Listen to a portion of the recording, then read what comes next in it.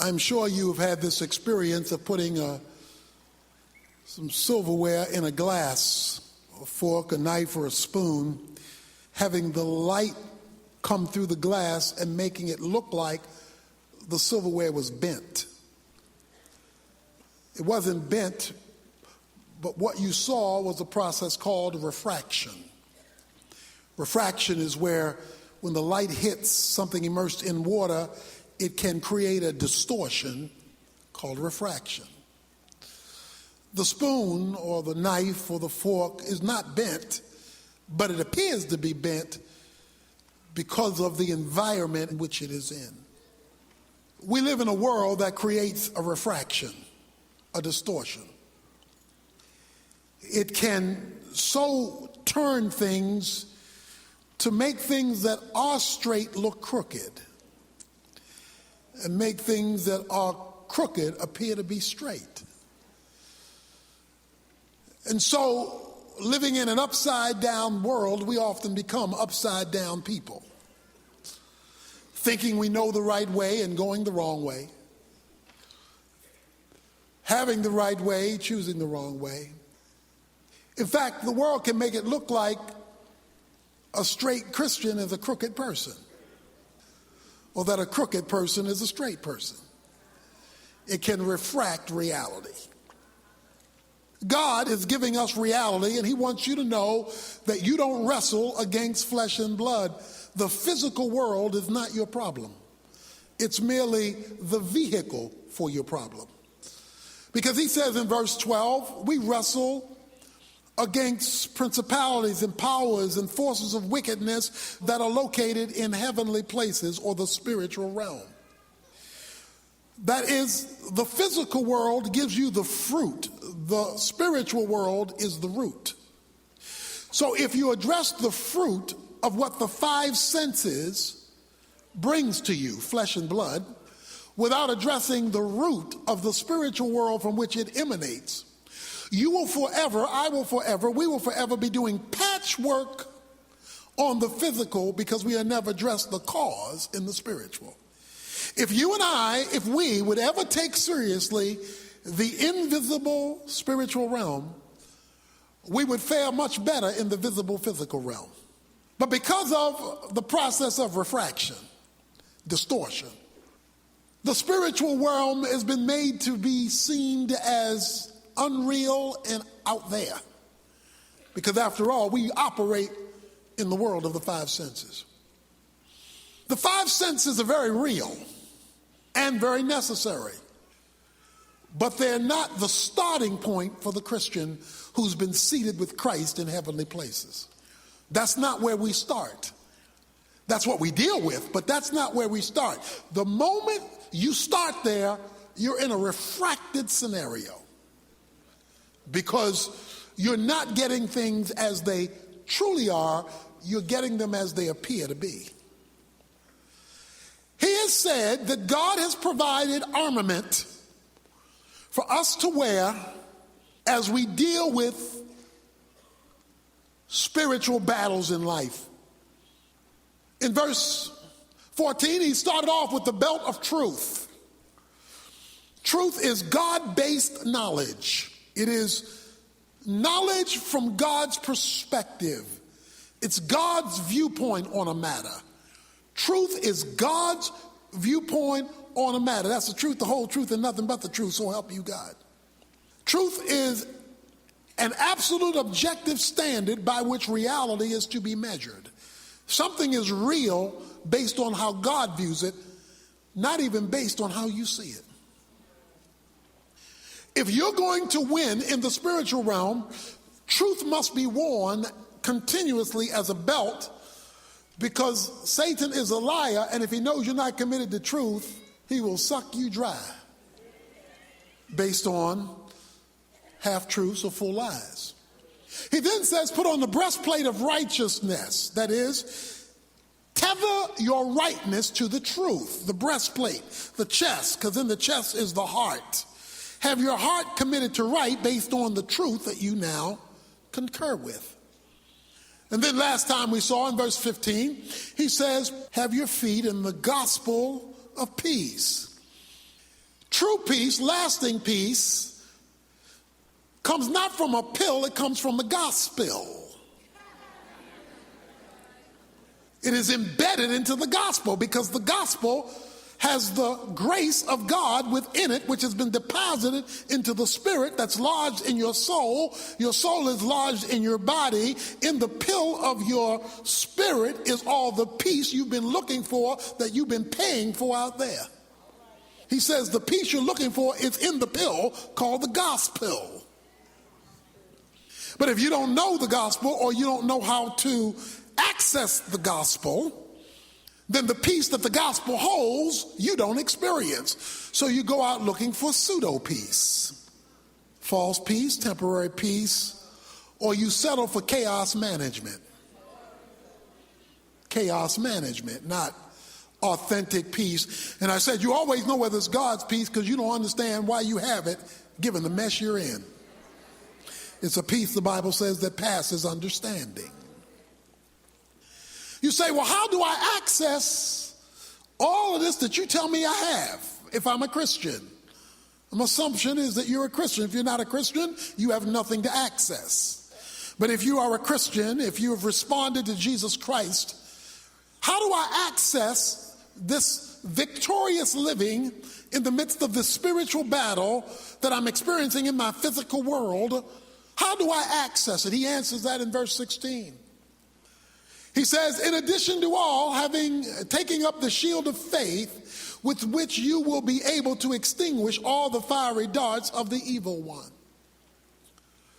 He introduces us to the next piece of armor called the shield of faith, or let's put it another way, the shield which is faith. The shield is actually faith itself. I want to today clarify faith for you because many of us have misunderstood faith, misused faith, misunderstand faith, and yet faith is critical because he says, leading off verse 16, in addition to all. In other words, and I know I've told you a lot so far, but if you grab this one, you got it all. This one, he says, is key. Faith. In addition to all, take up the shield of faith. Now, notice the verb, take up. The first three pieces of armor, he didn't use the word take. He uses the word to be. In the text, it says having in verse 14 and 15, having the belt of truth, having the breastplate of righteousness, having the shoes of the gospel. But now he switches verbs. The first three are something you wear all the time. You keep truth with you. You keep righteousness with you. You keep the peace of God with you. You keep those with you. But now when he comes to this next piece, the shield of faith, he says that one you pick up, you take. The first three you keep with you all the time. The last three you pick up on an as-need basis. It's like a baseball player. He wears his baseball suit during a baseball game. He never takes off his uniform, but he picks up the bat when it's time for him to bat. He picks up the glove when it's time to go to the field. In other words, he picks up those as needed. The first three you keep with you. You never take them off. You never change those clothes. But now you must take up the shield of faith. Please notice, you got to take it up. God won't take it up for you. This is your responsibility. He calls it a shield of faith. A Roman soldier had a shield. When it was time for him to fight, he would take his shield. The shield was 2.5 feet wide, 4 feet long. This shield was so situated that a Roman soldier could crouch down and hide his whole body behind it. In other words, the shield covered all of him. When it was positioned correctly, his full body could hide behind it. In fact, when you see them in battle, sometimes the Roman soldiers would link their shields next to each other and a whole army could crouch down and hide behind it. Because the shield of faith would handle anything that the enemy threw at it, whether it was a javelin or whether it was an arrow.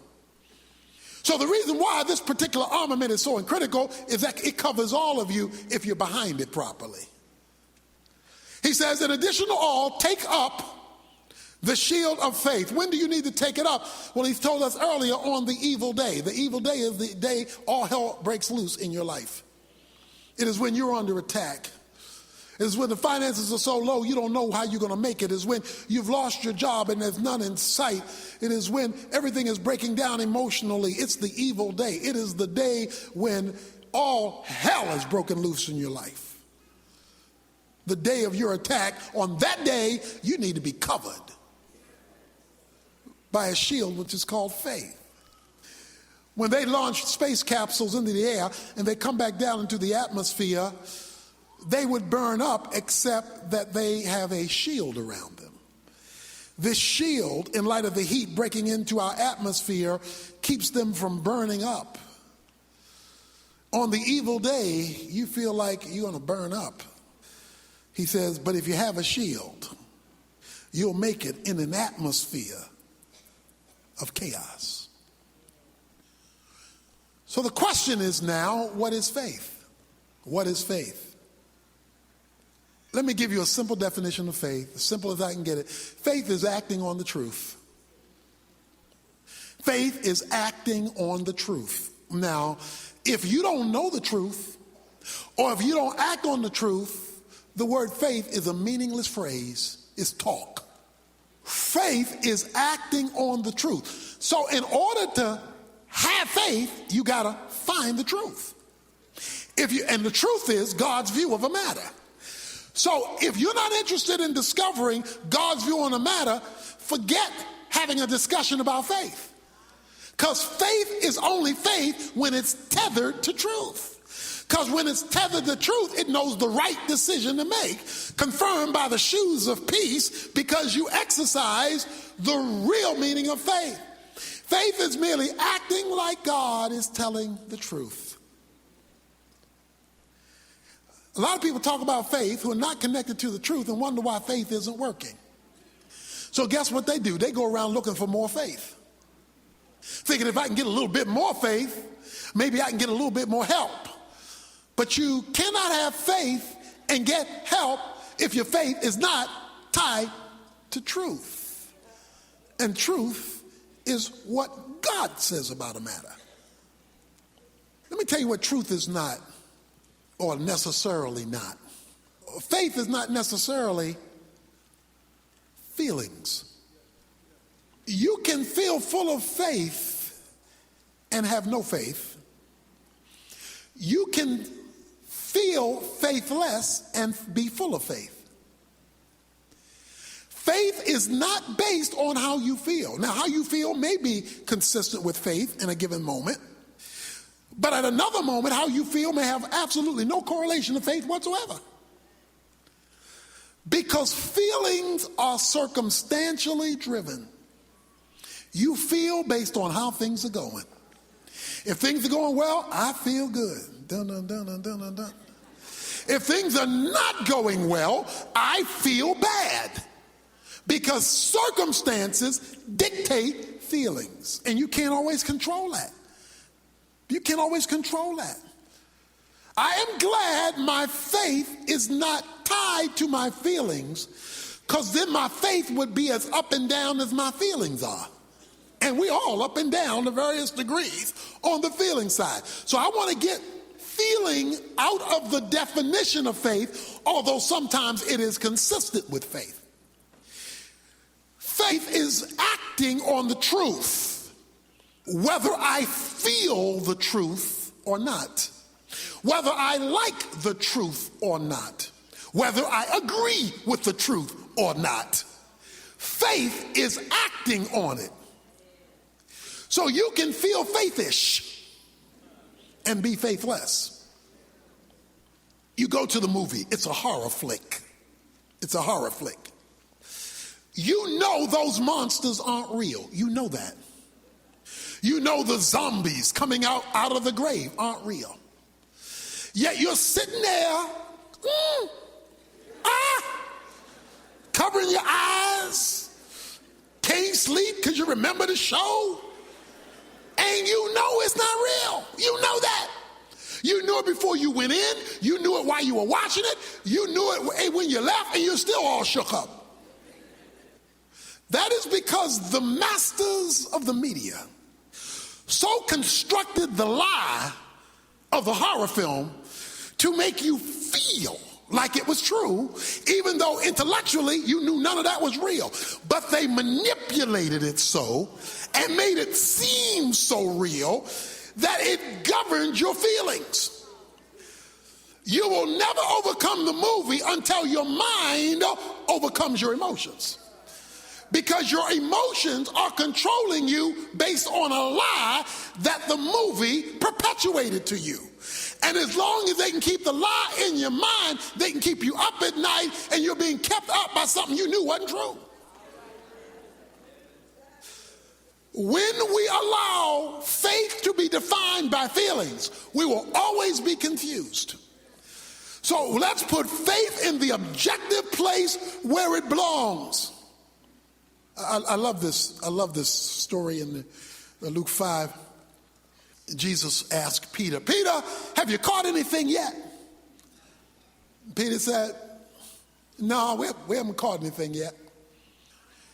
Jesus says, Peter, why don't you cast your net on the other side? Peter says, Jesus, let me help you here. You stick with preaching. I've been fishing all my life. This is the Zebedee Corporation, and we know fish, you know sermons. He seeks then to instruct Jesus on how fishing works.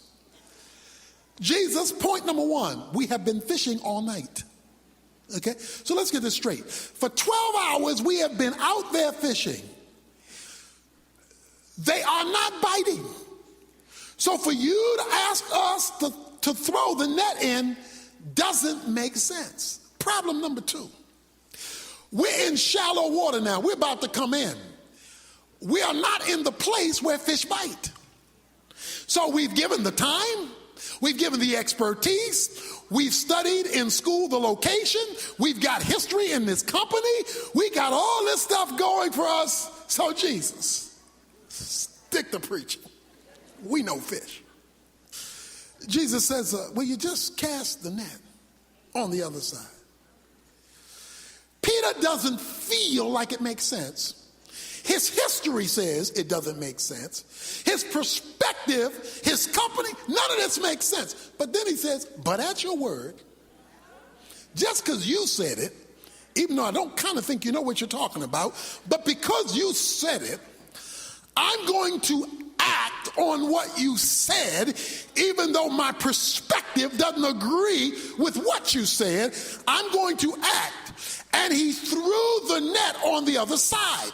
When he threw the net on the other side, he got the biggest catch of his fisherman life. It said he got so much catch of fish that it dragged the boat down and the boat was about to sink. He could now build a condo on the Galilee River. He caught so much fish.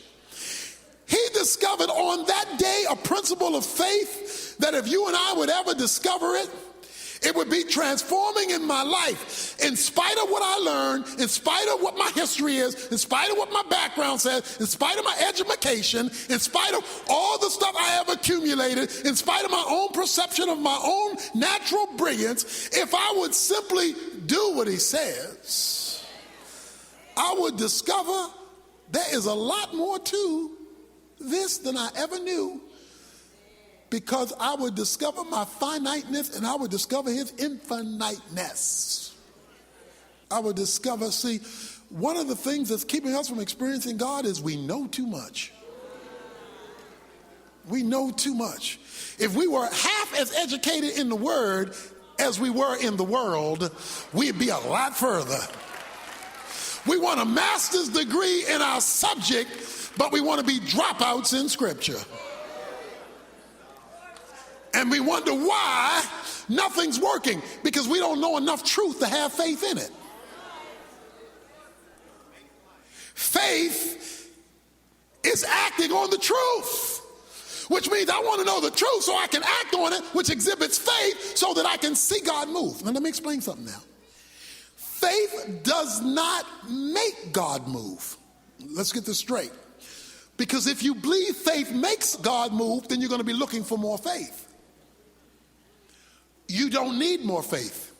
You have if you're a Christian, you have all the faith you're ever going to need for anything God's going to do with you. Let me help you now. Oh, God's trying to increase my faith. No, he's not.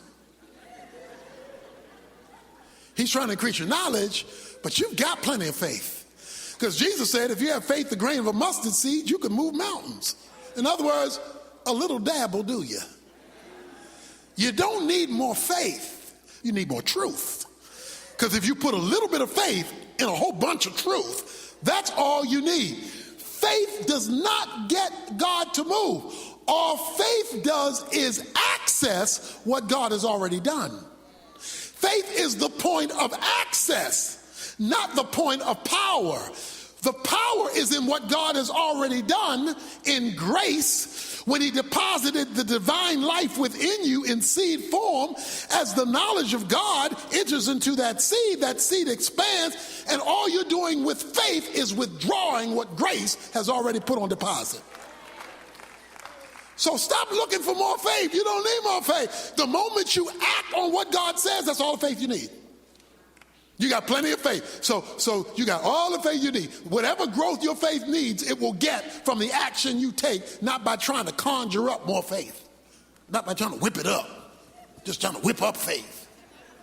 When really all you're doing is whipping up emotion. You're not whipping up faith. He says, I want you to have the shield of faith. Faith is your access point, Romans chapter 5, verses 1 and 2. He says faith gives you access to grace, and grace is where God has deposited everything he's going to do for you. Everything God is ever going to do for you, he's already done. He can't do anything more. So even when you say, God bless me, it's kind of we understand what each other means, but all the blessings he's ever going to give you, he's already given you. There's nothing new he can do for you. Your problem, my problem, is withdrawing it, not getting it. It's already given. Faith withdraws it. So here it is. Grace puts on deposit all of God's goodness on your behalf. Faith accesses the deposits. Work proves you're exhibiting faith. Work proves you're exhibiting faith. Faith accesses grace. Grace has on deposit what you're looking for. Works don't get grace, because once you attach works to grace, it's no longer grace. Romans 11:6 says, once it's of works, it's no longer of grace. So works don't give you grace. Works just access faith, and faith accesses grace. That's how it flows. So he says, put on the shield, this covering called faith. Faith is a law, Romans 3:27 says. It's a rule whereby you operate. He says you're not only supposed to get saved by faith, he says in Romans 1, you're supposed to live by faith. In other words, this is supposed to be the way you flow. You're supposed to have a faith walk. That's why the Bible calls it walking by faith. You're supposed to have a flow faith. It's supposed to be the way it's supposed to be your groove. It's supposed to be your zone. It's supposed to be your modus operandi. But it must be linked to truth. Now here it is. Please notice this. I'm explaining faith.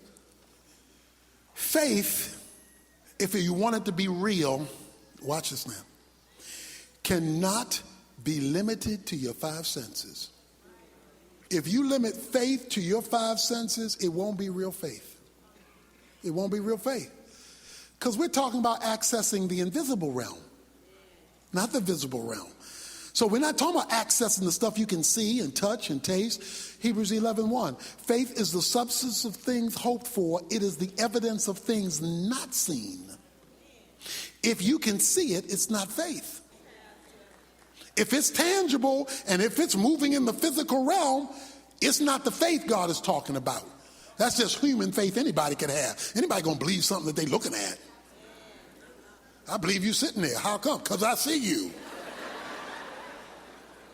That's not what he's talking about. He's not talking about that. He's saying it's the evidence, it's the substance, so it's real. Even though it's in the spiritual realm, it's real, and it has evidence. It's provable, but it's not yet seen. The whole point of faith is to grab something out of the unseen realm and bring it down to the visible realm. So you never start with what you see to determine whether you have faith. That's called sight. It's a whole nother word. And because we don't live by faith, in other words, because that's not how we roll, that's not our flow, we don't see much grace. He says, In addition to all, above all things, take on the shield of faith. Why do I need the shield of faith? Faith. Acting like God is telling the truth. Acting like it is so even when it's not so, in order that it might be so simply because God said so. You go to the doctor because there's typically something wrong you can't fix. Because usually you started off with over the counter. You started off with human ability. You started off with your own mind could conjure up. You started off with what you could take care of yourself. So you went to the doctor and you went to the pharmacy. You went to Walgreens or some other pharmacy and you got some, something for your stomach, antacid, or you got something because you were going to do the best you can to make life better. But your best wasn't working. So you call the doctor. You tell the doctor, Doc, I've got a problem. My stomach hurts. The doctor's going to hear your call, but he's not going to take for granted your problem. He's not going to assume what you think is wrong is what's wrong. Now, you've talked about how you feel because you talked about the pain. But in his mind, there could be something else causing what you think is a stomach ache. So he's going to do a battery of tests to ascertain the truth about what's really wrong, creating the pain that you're now experiencing.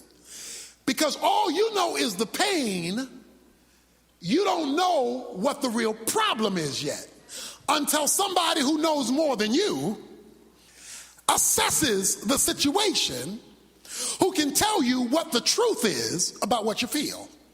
All you know is I feel a little something, but obviously I don't know enough because I couldn't fix it.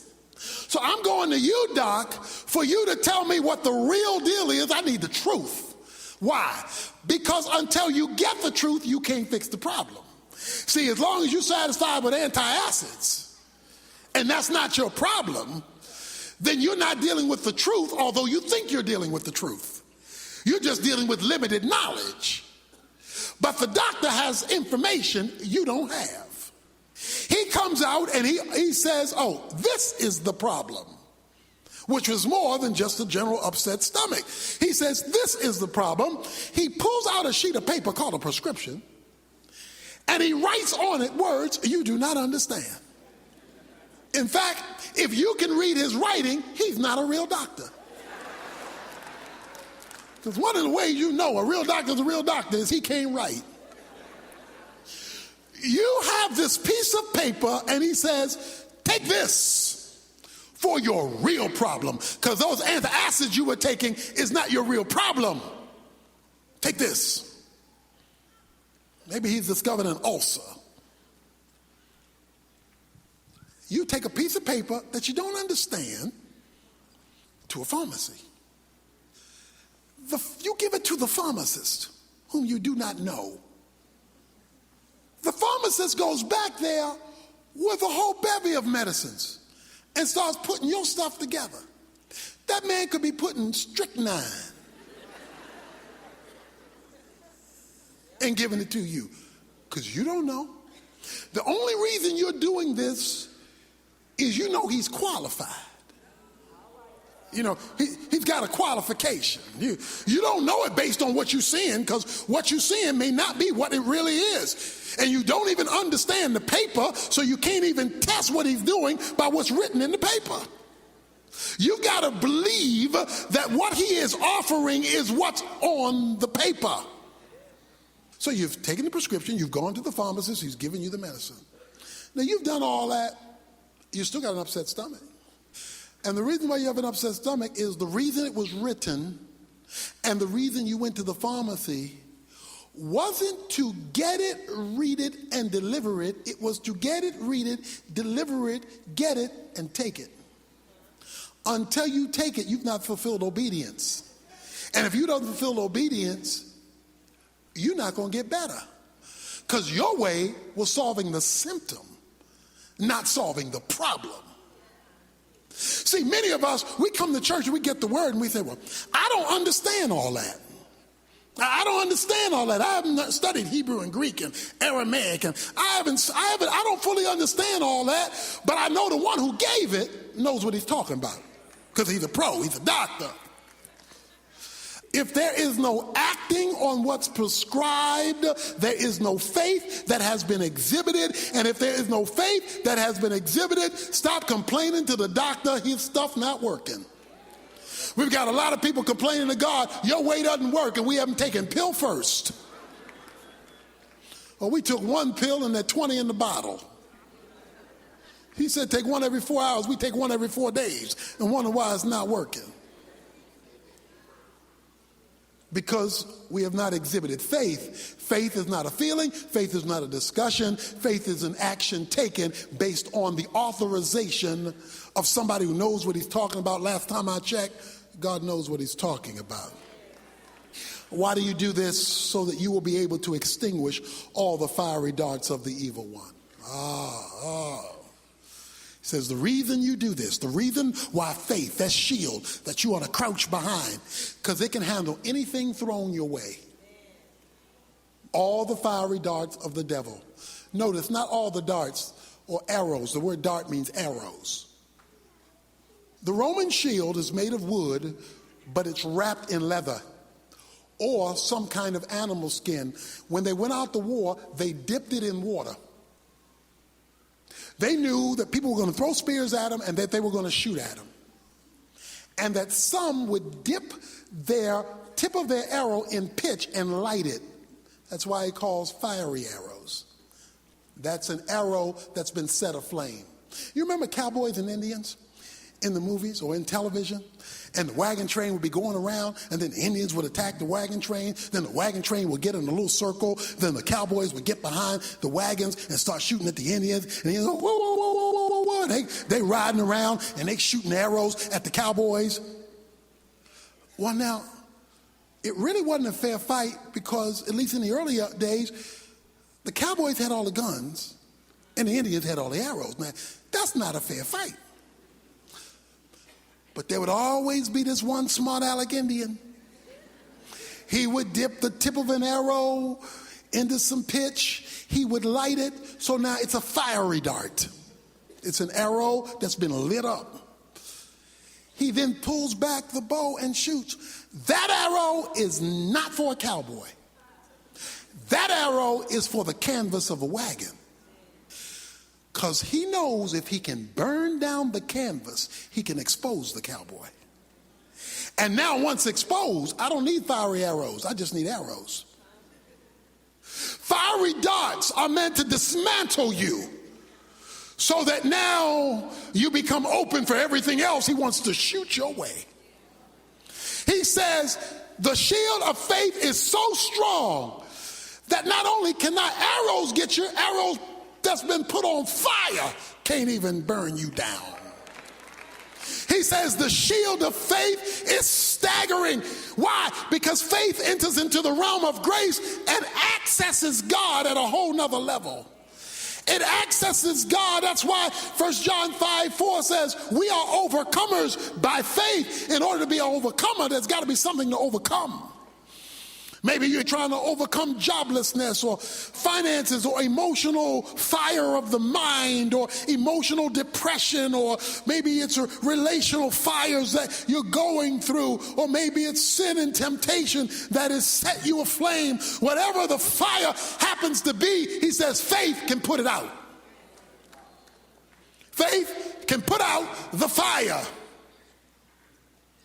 But you've got to define faith God's way, not your way. Any weightlifter who can lift 500 pounds doesn't have a problem with 100 pounds. If you can lift 500 pounds and somebody says, well, can you lift this 100-pound bag? Ain't nothing but a thing, because if you can handle 500, 100 is no big deal.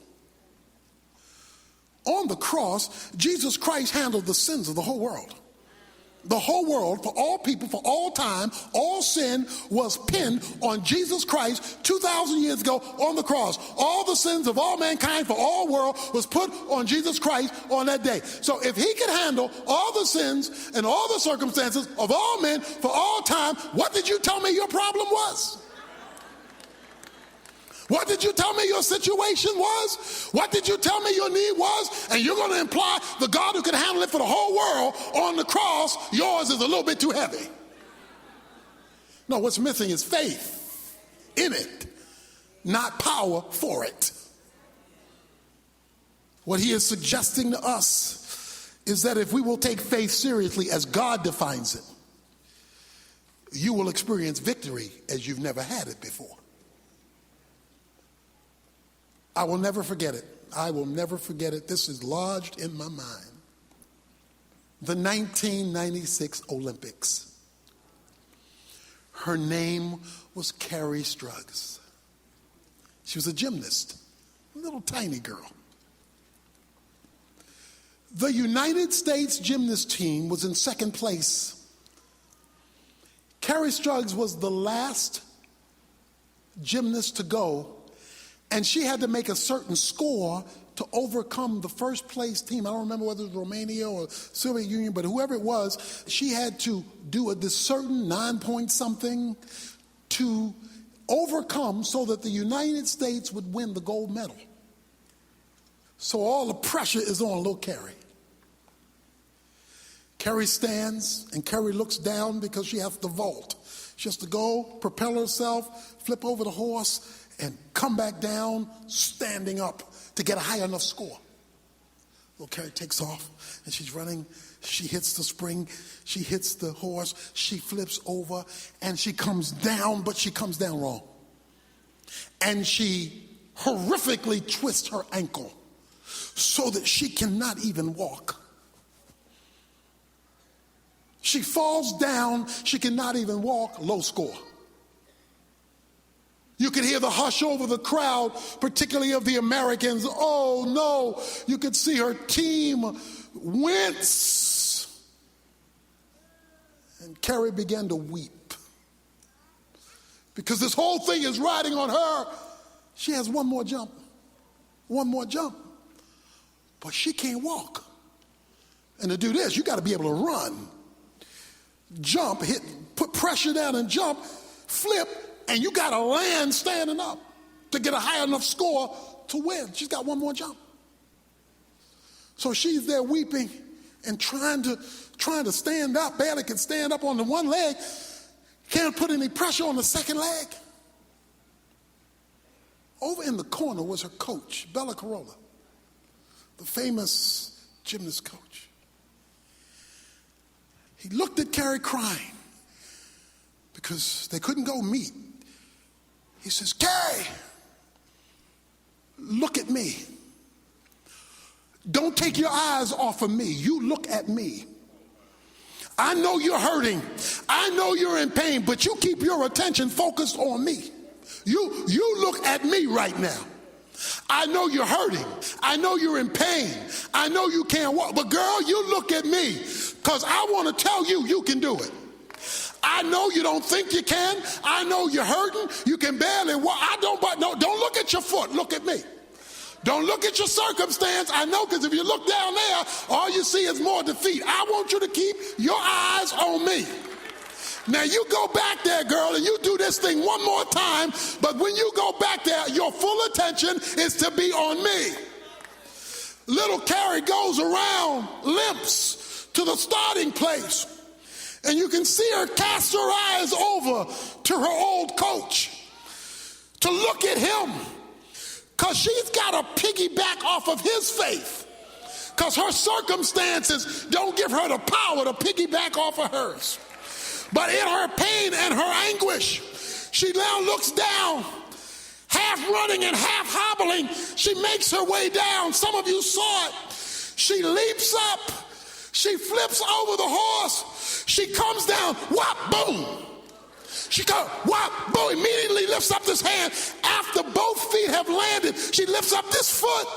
She stands there wiggling, but stands in place. The place goes absolutely crazy because she landed on two, even though she could only stand on one. And the United States gymnastics team won first place. You know why they won? Because there was somebody in the corner who said, don't look at your situation. Don't look at your circumstance. I know you feel it. I know it's real, but keep your eyes on me.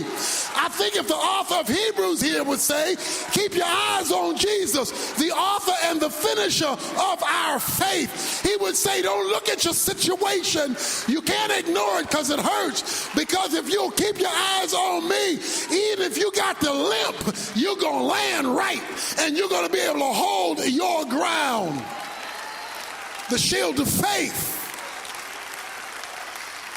running on the truth, will give you the ability to overcome the attacks.